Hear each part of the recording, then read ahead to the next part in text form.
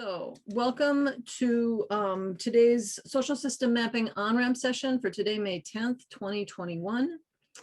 Today, your hosts today are me, Christine Capra, and Kara Martner of Greater Than the Sum. And this is the second, and now we now have 4 monthly sessions on the first, on every Monday, the first 4 Mondays of the month. We've added a new session recently, and so the first Monday going forward is going to be a sense-making session where we take somebody's map, anybody who's got a map that they're willing to let us play with, and we've got a few in our back pocket that we can always use, and do a sense-making practice, which is an inquiry practice and a way of helping us think about what we can learn from a social system map, which as long as I've been doing this, have come to really realize that it's not a one-time thing. It's not something you see a map and then you just know what to do with it, even if you know how to navigate it. It's a different mindset to actually think in a way that can engage and get value out of it. So we're going to practice that. It's a practice. It's not a theory. It's not a thing we learn, we just get told one time. It's a thing we have to sort of do over and over, like learning to ride a bike or, play the piano. So we're going to start doing that on the first Monday of every month, sense-making session. Everybody's welcome. And if you have people, if you're trying to convince a group of people to make a map, you're welcome to invite them to the sense-making session as well, so that they can sort of start to see how it could work and how and what the value that a map can bring to their group. Today's session is our regular OnRamp session, which is an introductory level session for people who just want to know what a social system map looks like and how, just some basics, who've heard of it but haven't really seen one. In every second Monday, we have someone from our community share a map that they've made or are working on. Today, it's going to be Mary Roscoe and Ryan Mottau, or they're going to share the Children in Nature Network Summit map.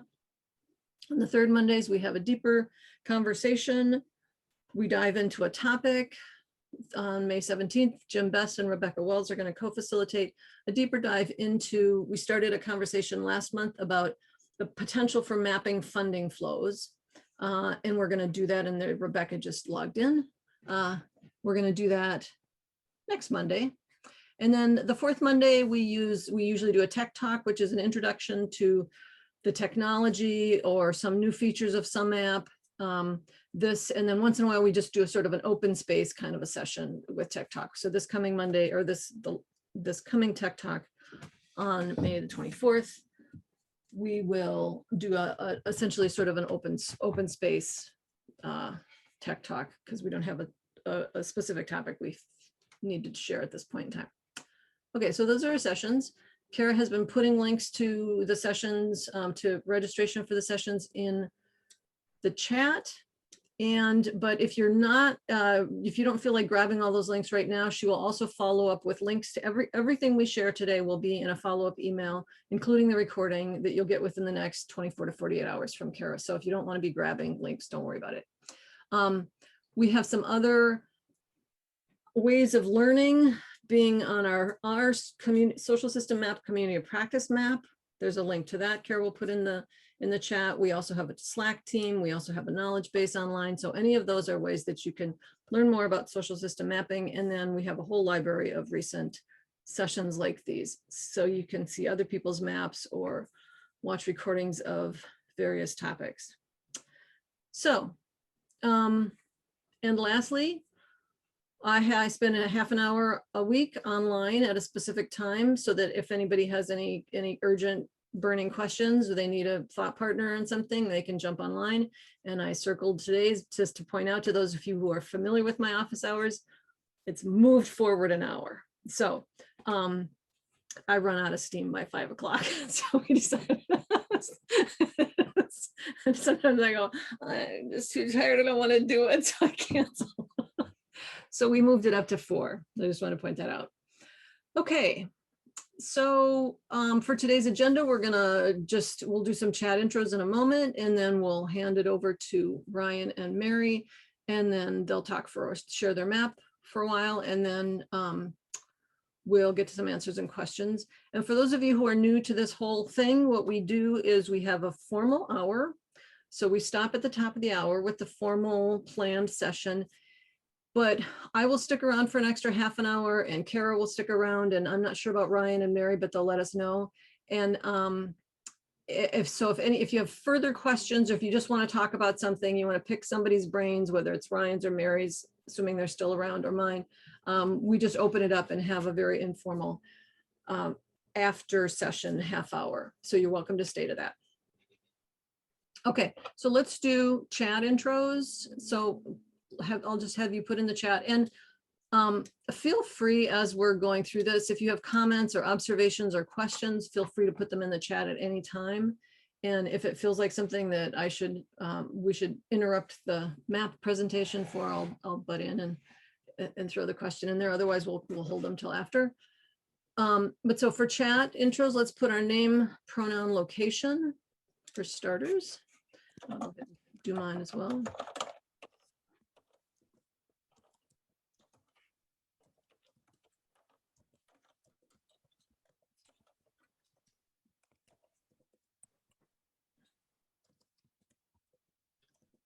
Only a year in Minneapolis. I don't know that I knew that. Or maybe I've known that and just didn't register. I mean, maybe I've read it, but didn't retain it.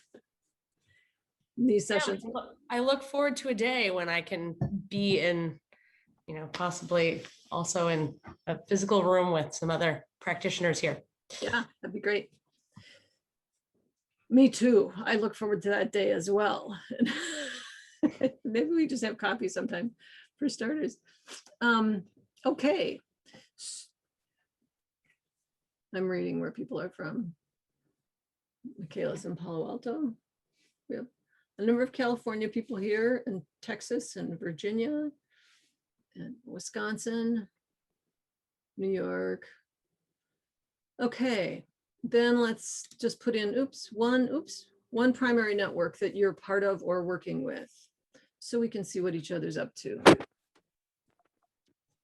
This is one of my favorite parts of all of this, is just getting to see how many people are doing cool, valuable, sort of groundbreaking networky work out there. Just Economy, yay. Sterling Network, which does cool, has a really cool funding model.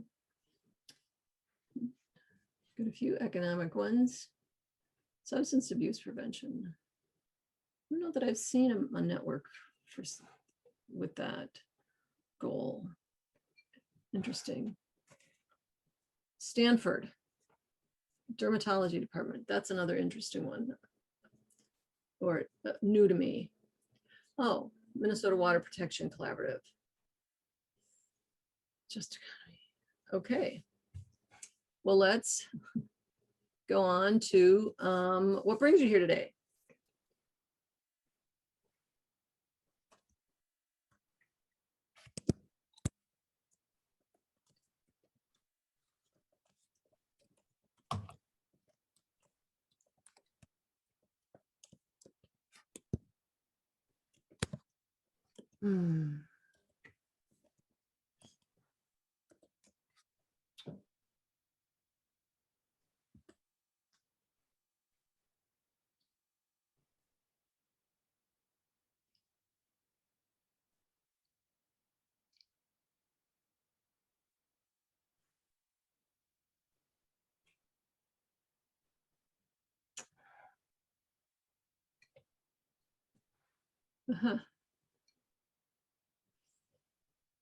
Okay, well,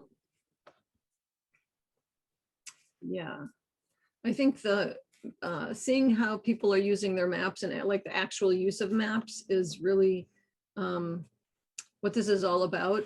We've sort of figured out how to make them and how to make really cool maps with lots of interesting data. And then and I should have stopped sharing for a minute, but I didn't. But just now figuring out how people are using them and how to get networks to engage with them in ways that actually leverage their work and move them forward is really what we're all trying to figure out together. So let's jump in. For those of you who are totally new to social system mapping, just to clarify how this, what it's kind of made up of, is there are basically two tools that we use for social system mapping. The map itself, so what you will see, the map that Ryan and Mary are going to share with you today, is the data is visualized in a data visualization platform called Kumu. Kumu is a graph visualization tool. Graph meaning dots and lines, anything that's a visualization with dots and lines. And Kumu is an online platform. You can have a free account. You can make projects in Kumu. Welcome, Jim. Or you can have private projects for which you can pay, but Kumu is very accessible. And it enables you to create, to customize the way your data is being presented in ways that enables your network to interact with it a whole lot. So they can slice and dice the data in ways that are interesting to them. You can have different views that present the data in different ways. So that is Kumu, and that is what you usually, when you're looking at a map, that's what you're seeing, is you're seeing the Kumu platform.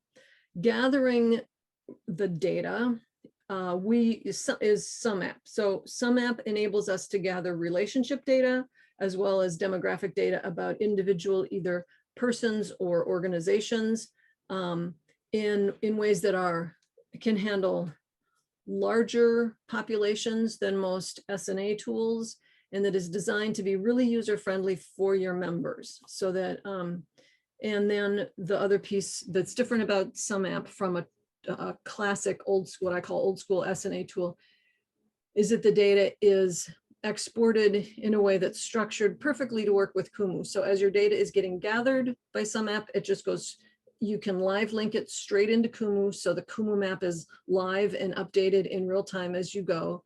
And you don't have to do any data cleaning or restructuring or reconfiguring. It's just designed to dovetail perfectly with Kumu. And you can just keep growing your map over time, so you can see how the network changes over time. So that's just a sort of a fundamental piece of how the tools work together that I've discovered is useful to know up front if you don't. Having said all that, I'm going to hand it over to our presenters today, Ryan Mottau and Mary Roscoe, and I will stop sharing, and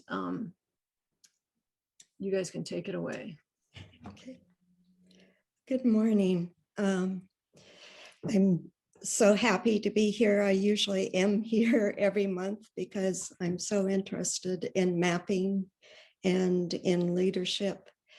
I want to give you a little context before Ryan starts sharing the maps. The Children in Nature Network started in 2006, shortly after Richard Louve's publication of Last Child in the Woods.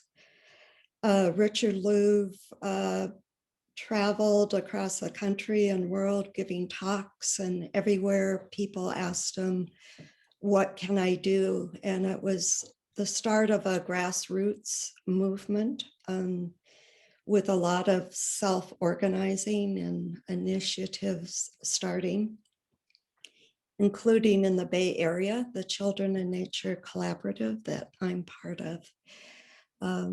In 2013, I became familiar with June Hawley's work in network weaving and network leadership. And it seemed so appropriate to the work we were doing and aligning how we work with nature. We shared, several of us in the Children in Nature Collaborative in the Bay Area shared that work with the National Children in Nature Network at conferences, community of practices, and webinars. And in 2018, the Children in Nature Network convened a summit in Oakland, and then the following year, a conference in Oakland. And we proposed network mapping as part of the summit. And just shortly before the summit, they approved that project. It was too late in terms of doing detailed mapping for the whole conference.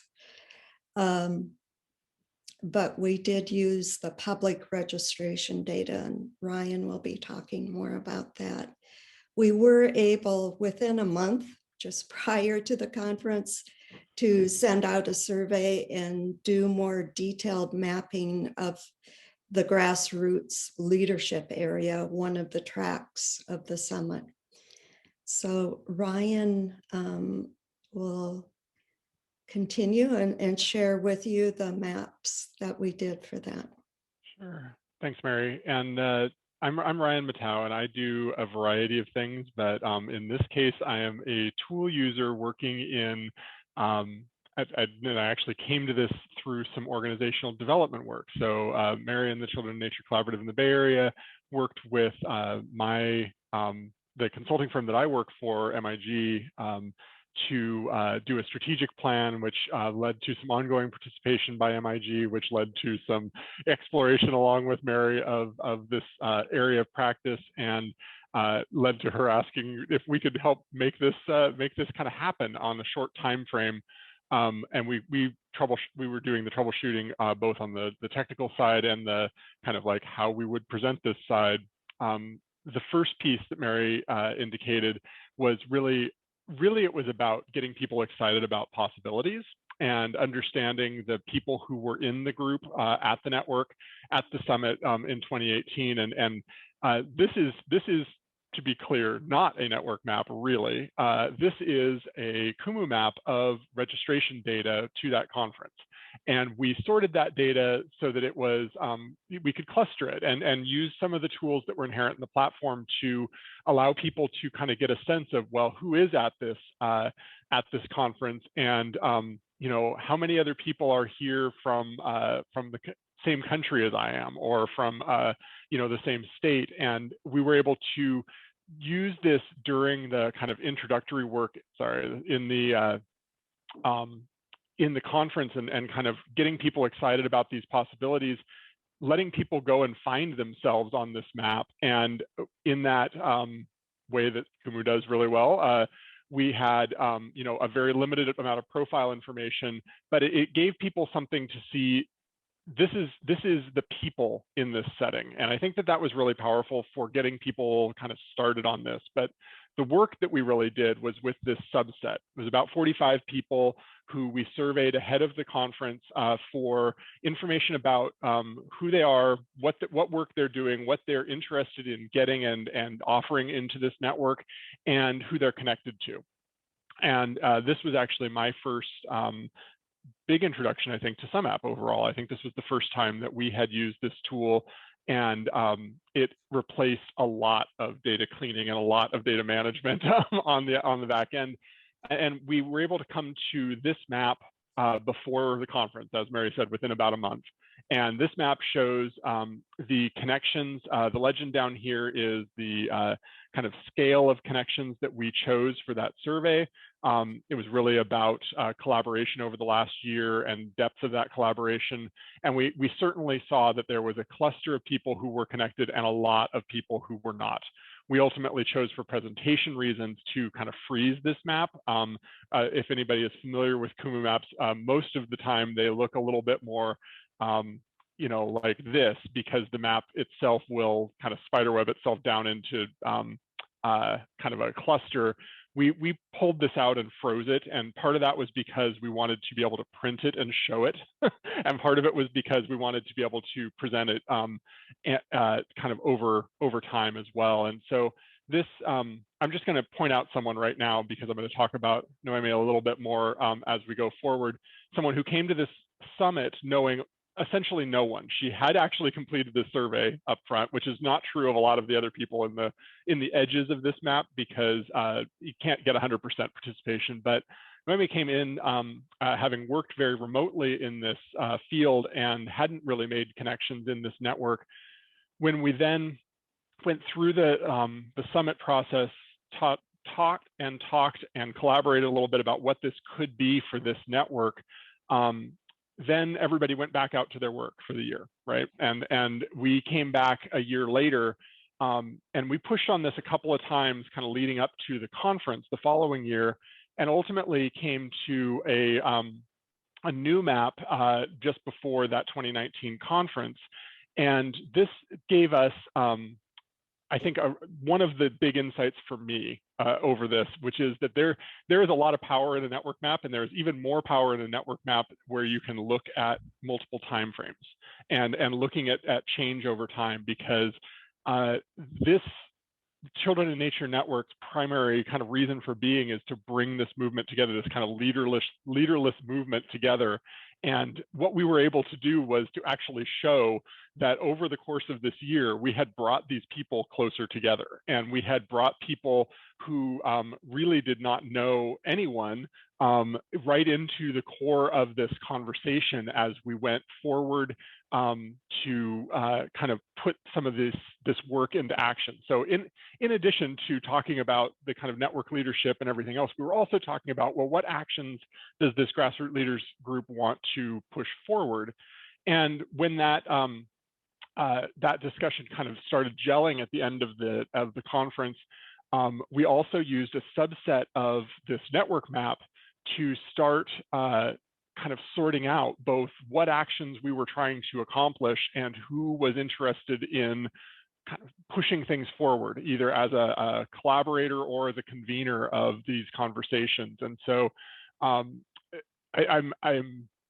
guess ultimately what I was trying to show through this is the progression over time, but also the multiple different sets of information that you can use and parts of the information that you can use. It doesn't have to be the whole map, and it doesn't have to be the entire kind of population that you survey. You can find a lot of useful information from existing data sources, and you can layer that into your understanding kind of through these projects. And then you can certainly take a portion of that network out and talk about how is that group going to work more directly in the course of kind of making something happen out of this.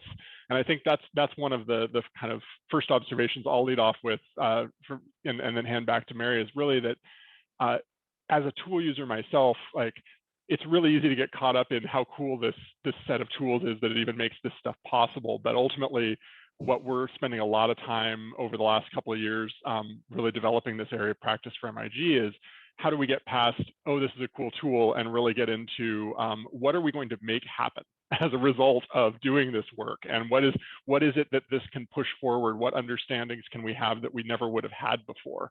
And I think the biggest one for me is really surfacing and making visual things that you otherwise can't see, like how much have people talked to each other over the course of a year? How much have people who maybe are different than me moved into this conversation or been pushed out to the edges of this conversation? And I think that those are really powerful things that I have yet to see any other way to really measure directly. And this gives us a really powerful tool set on that. And so I'll pass it back over to Mary. Mary, if you want me to flip over to a particular map or something to make a point, feel free, but I'll kind of stop from there. Okay. Do you want to just go back to the grassroots printed map? Yeah. Yeah, looking back, I really appreciate this opportunity today to look at this map again with what I know now. It was complicated in terms of it wasn't possible, especially with just doing the survey and generating the map within weeks and days of the summit, to work with the facilitators closely.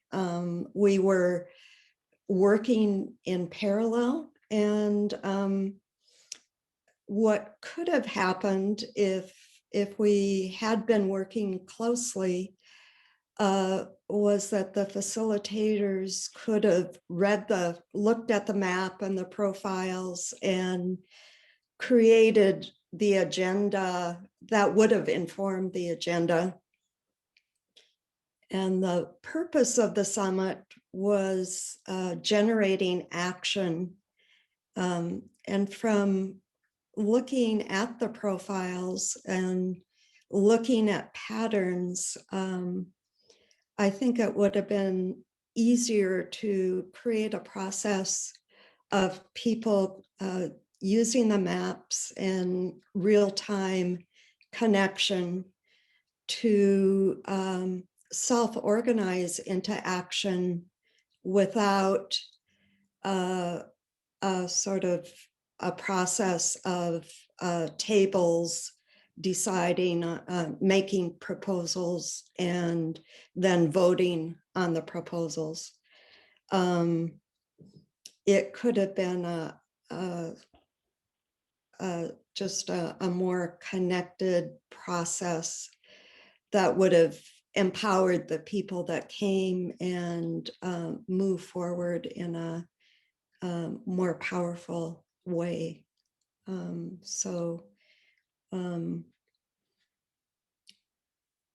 I think that was one of the main points. We wanted to, in my mind, part of the potential of mapping was that the summit wouldn't be a one-time event, that the work would continue on through the year, through the conference. And that happened in part. There were a lot of conversations and the map was used as part of that. And then the following year for the conference, we created a network lab with resources. And again, there were limitations, but it was an experiment in moving through time with this grassroots leadership group. And just to throw in a couple of final thoughts from myself. One is that at least one participant in this network actually went forth after a lot of interest, a lot of people saying, oh, we'd like to do this with other networks that we're connected to. Jenny Mulholland Bears at UC Berkeley went forward and mapped a network of a project that she was working on in the year following this, and used a lot of the learning that we came out of this process with to get there. Others also kind of informed this general understanding for me that this Children in Nature network specifically, and I think there are a lot of these large kind of collaboratives that are really a network made up of networks. And so we had a lot of conversations that were about what about taking little pieces of this off, whether it's geographic or subject matter, and is there some reason or way to link that back up to the larger whole, and how that works. And I think that's still a live question. I think that's still a very interesting question, but it was very clear to us that there were a lot of networks that were that these people were individual representatives of, that were very central still to the overall Children in Nature network. And so it started surfacing even more things that were potentially explorable in this area. So that's kind of, I guess I'll like I said, I'll leave it at that. I've got all kinds of thoughts and questions about this myself, but I'm sure that that others probably do about. And just for clarity, Mary and my colleague Carolyn have been really critical in wearing those kind of like sense-making and kind of advocate roles. I'm not sure that's exactly the language you use, Christine, but they've really conceived of and thought about this in a very strategic way, and have really helped push things forward and made use of this information.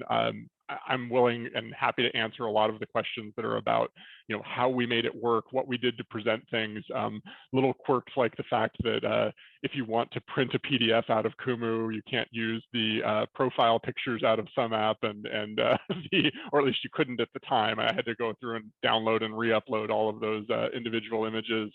It may be a limitation that was from 2018, not from now, but there were a lot of those little quirks that, partly by time frame and partly by kind of maybe ambition on our front, Mary, that we ran into as we tried to put this together. Thanks so much. I'm going to open it up to questions in a moment, but I just wanted to amplify what you alluded to a moment ago, Ryan, which is that we've discovered over time that a successful social system map, I sort of call it the three hats, is so we've made some tools. We're tool makers. Ryan's a tool maker. Tim is my partner, is really good at making maps, at making making the bells and whistles, all the bells and whistles that you can possibly get out of a social system map, make them happen. But that's one role, and that role is often not the same as a person who really has an idea of how to make sense of this map and how to deepen the use of that map and how to get value out of that map. And often there's another role that is necessary, which is the envisioning role. So that the visionary role, the person who helps a network see, even to imagine their way into it, to begin to start it. Those can be three different roles. They're often different kinds of thinkers or practitioners.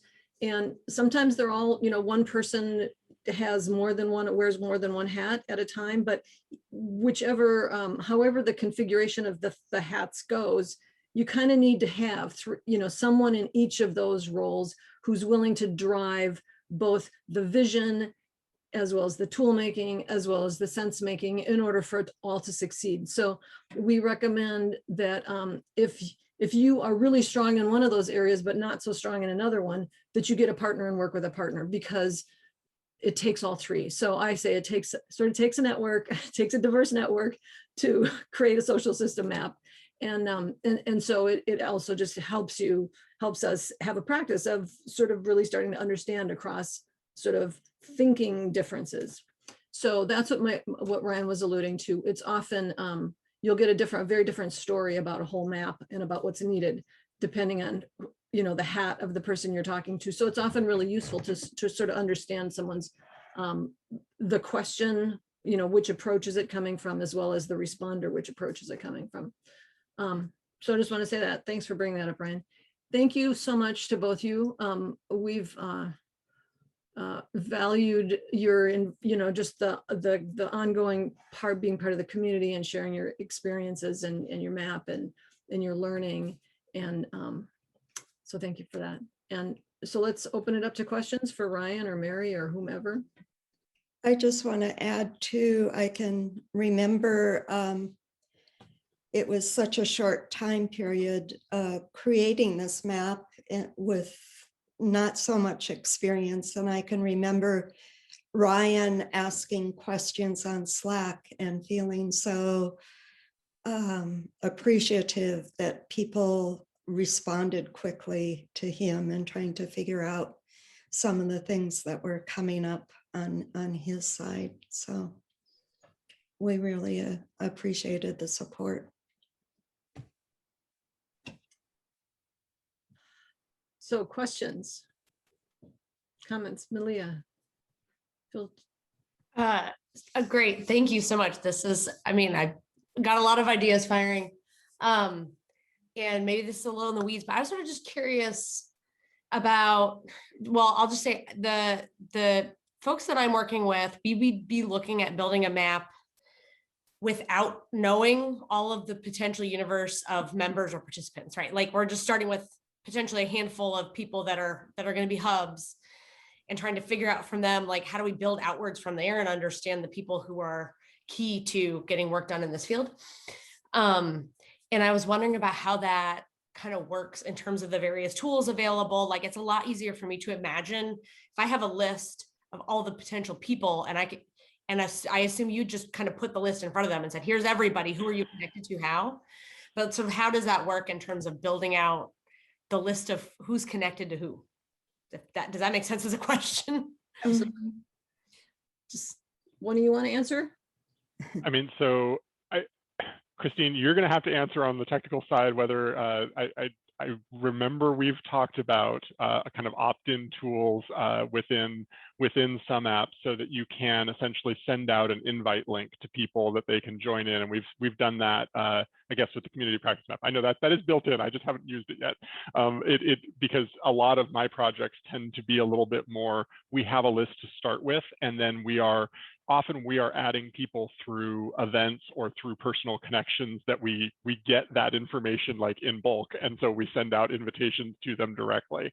But the other part of it is, I think really something that I would reemphasize, I said in the chat here, is iteration over and over again. It really comes down to, you know, if you sent out that to the small group, the core group, and you asked who they were connected to based on that list, they're going to be really tightly connected, and then they're going to introduce a bunch of other people. But the thing is that, you know, person over here needs to know that these other people were added over here in order to say that they were connected to them. And so there's this stepping through and kind of keeping things fresh, and that's really the tools that Christine and company have built, making that easier so that you can do those iterations without it being a huge ask. And I would encourage everybody to think of little ways to ask things of people, whether it's adding a little survey question. We did some of that in this process where we were, you know, we'd kind of ping everybody with the survey again as a reminder, but we'd also have some little relevant ask that we were trying to do, or we'd show the current version of the map, just something to keep it relevant to things. And so it's really about, it's not a one and done process. And the tools are really designed around this being an ongoing and evolving kind of thing, and that you look at it maybe in snapshots, because at any moment when you're analyzing it, the map is what it is. But the kind of process kind of needs to continue. So, Amelia, did you catch that there's an opt-in form, so you can share the link to the opt-in form in some controlled way with, so that people can either with, like in a newsletter, or you can have your members who are core members, you can say, share this with the people that you think should be part of our network. So Yeah, that was really helpful. Yeah, I think there's also some concern that's like, are people going to not want to share? Is there, and I mean, my feeling is like, I think people want to invite others into this and be connected and help others be connected, but the sort of opt-in nature of it, I think, is really important for folks.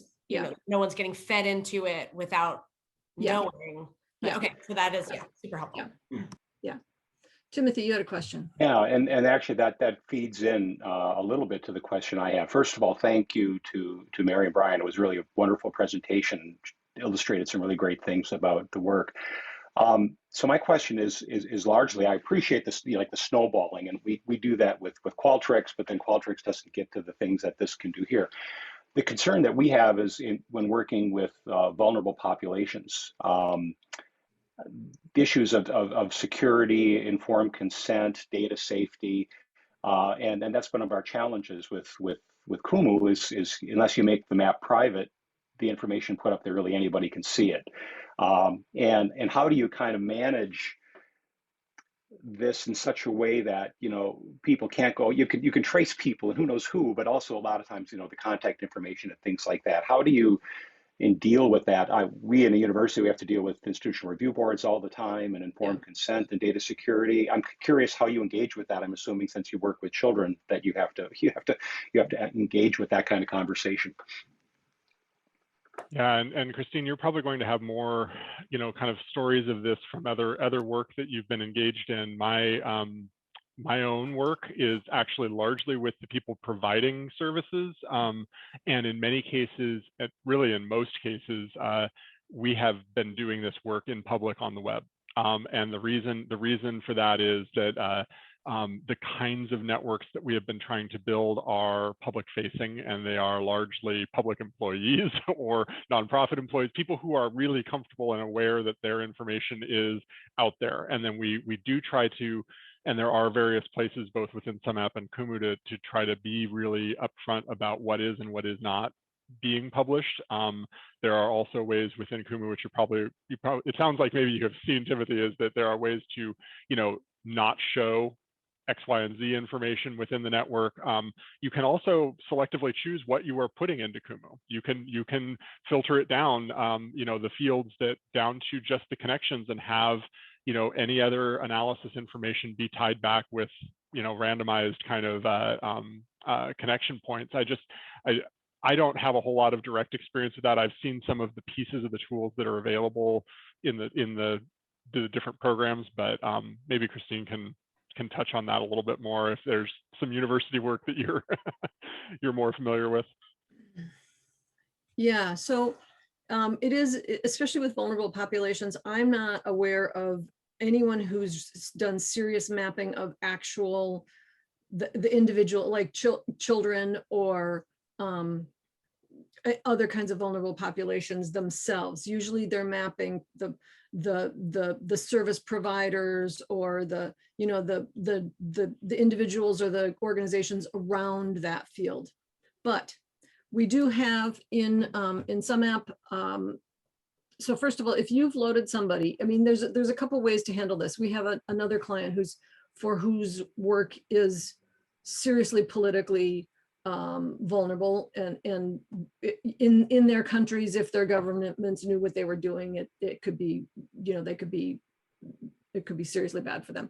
So we never load in that map. No one loads anybody else's name. They only opt in. So we only use the opt-in form so they can choose to opt in. Every field is optional. I recommend that always anyway. And we also have, so it's clear in sumApp, you say how the data is going to be used. We also have preferences where you can say, don't show me on, like, don't export my data onto the map, but you can still be seen on the member tile. So other people can say they know you, but you will never show up on the map. Or you can say, a person can say, just don't show me at all. Like, I don't want to be on, I don't want to be represented anywhere. So they can choose that for themselves. As Ryan was alluding to, you can hide fields in Kumu. It's, you know, fairly secure. It's not absolutely hack proof, but it's fairly secure. And we're working on, well, we have on our to-do list, and we will get to this. We move fairly slowly with development, but it's on our to-do list, is to be able to, for people to choose to anonymize their name. So I would no longer be Christine Capper on the map. The node of Christine Capper would be, you know, participant B or something. And then anybody who said they were connected to me would just be, they would be connected to participant B. So that's not there yet, but we're planning that because we understand the data issues. And just lastly, we have a extremely paranoid cybersecurity guy who has set up our security, our server and all of the safeguards. And he imposes some pretty strict stuff. So as far as getting the data out of sumApp, excuse me, I'm getting really froggy. We've done everything we can to make that really secure. So, but yes, it's the internet. It's yeah, everything is hackable at some level, and security is an issue. No, that might have been too long-winded, but good. Does that answer it? It's a process. The power's in the process. So yeah, that's it gives me an idea of what we're working with. So thank you. Okay, good. Others? Questions? Excuse me. Questions, comments, anything? Oh, Rebecca, didn't see your hand. Go ahead. Well, I just put my hand up electronically. Yeah.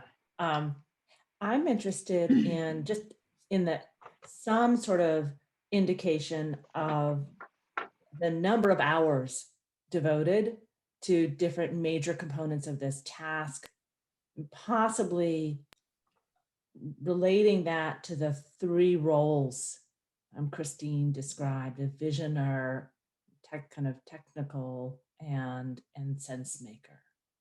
I think that's a really, really good question, Rebecca. I can tell you, or at least I could look it up. So I work as a professional consultant and I bill my time. MIG actually donated most of their time for this effort as a part of a sponsorship for the conference as a whole.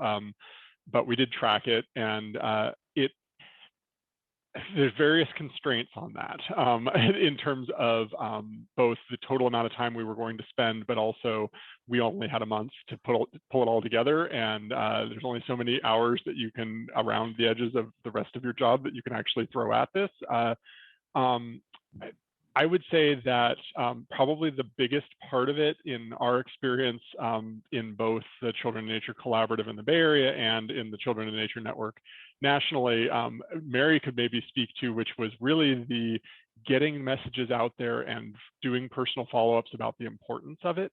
And so talking about those different roles, there's kind of like, I was working behind the scenes, and yes, there were, you know, several days of person hours kind of working in that kind of tool space to get something presentation ready by the start date of that conference. And we were right up to, you know, printing deadlines the day before we were supposed to show up and that kind of thing. But Mary, I don't know if you have any real sense of how much time you kind of have spent as the kind of advocate of these networks, trying to get, you know, get to that response level so that we had a good data set to work from. Yeah, I did another map in 2013. It wasn't a Kumu map, and the consultant I was working with really laid it down and said, you need to get at least 90% of a completion rate on the surveys. And somehow he drilled it in to me so much that it really motivated me, especially for this summit, to hit that mark.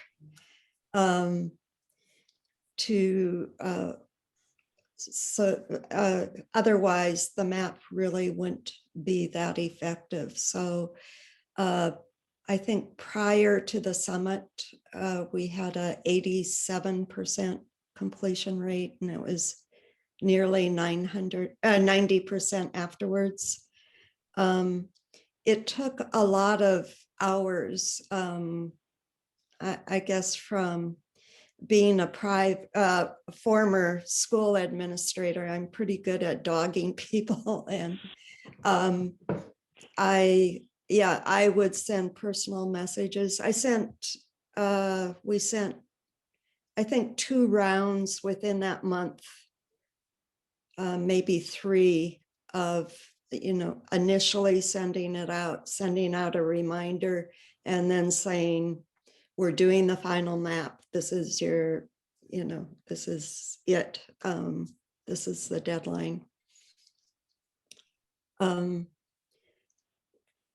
So it's hard to come up with a total number of hours. I was also learning. So it was a very intensive couple weeks, like 40 hours, sort of around the survey probably.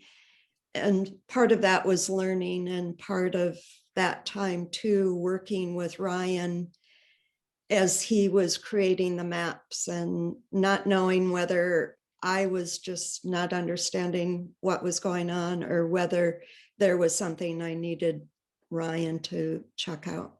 So it sort of went back and forth between us on the actual mapping side.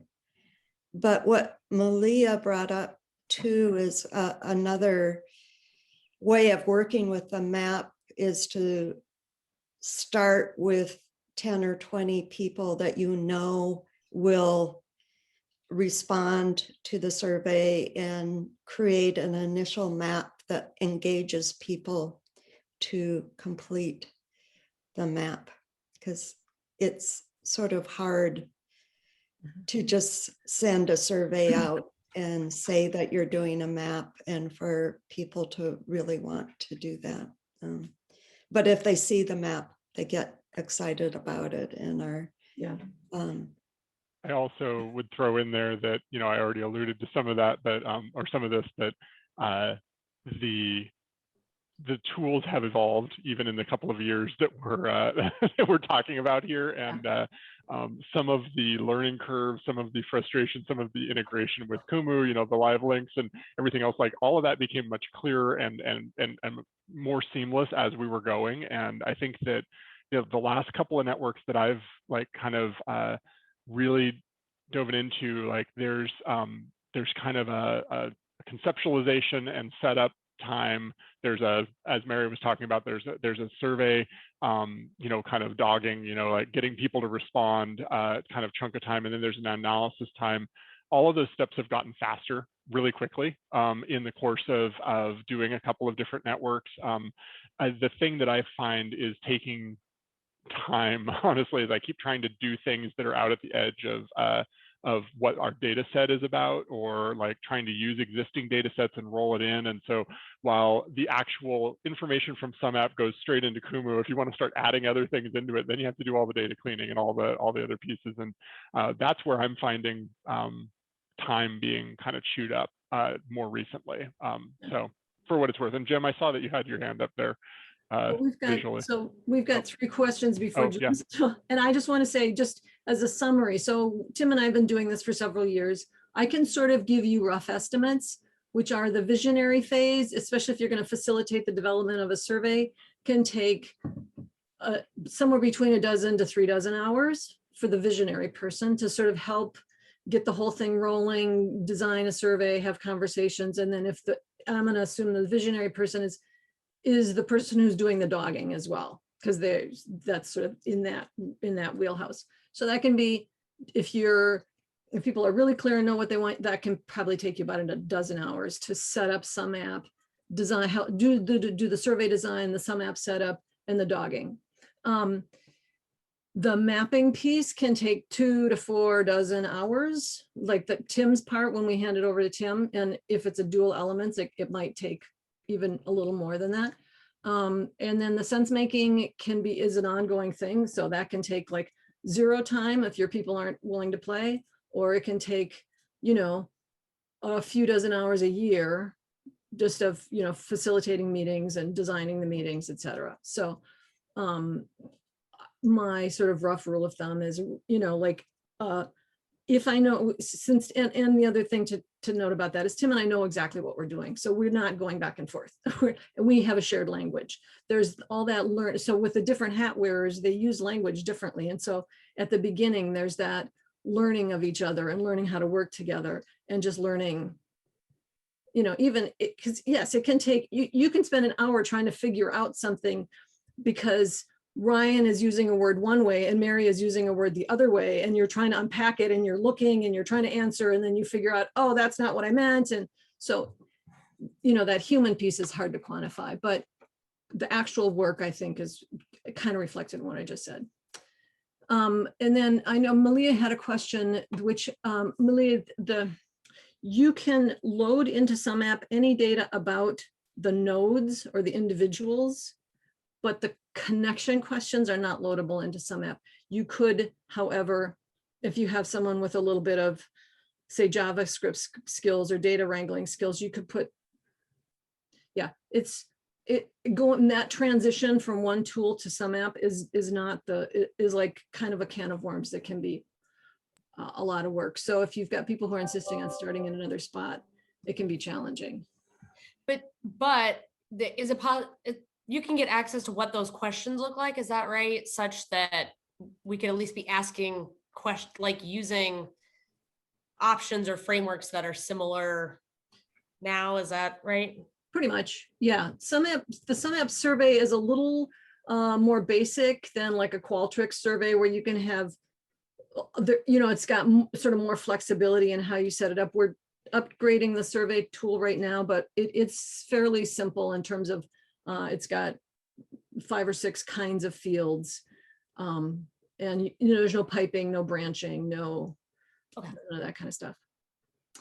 And since we're coming to getting to the top of the hour, I'm going to just quickly run through any of these, and if you want to stay, then we can amplify it more. But I don't want to just hit on each one of them. Timothy, do you have a single table that feeds into each of your map? It's if you use a CSV, it's an elements table and a connections table. But what we use generally is a JSON file that goes from one Kumu project into one Kumu map. And so it doesn't, once you've set it up, it doesn't require any further fiddling on your part. So does that answer that for you? Okay.